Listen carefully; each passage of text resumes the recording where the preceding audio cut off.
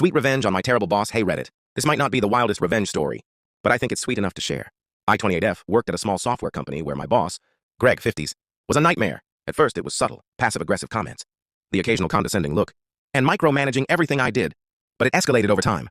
He'd take credit for my ideas, publicly humiliate me, and treat me like I wasn't capable of doing my job. But I wasn't going to just let it slide. One day, after another demoralizing meeting I had had enough, I started documenting every single instance of his unprofessional behavior. I kept detailed notes on his shady expenses, his demeaning remarks, and his general incompetence. It didn't take long for me to notice patterns, especially in the company's expense reports where Greg had been approving personal expenses as business ones. I knew I had to be strategic. After gathering everything, I quietly reached out to HR using a burner email, subtly dropping hints about his mismanagement.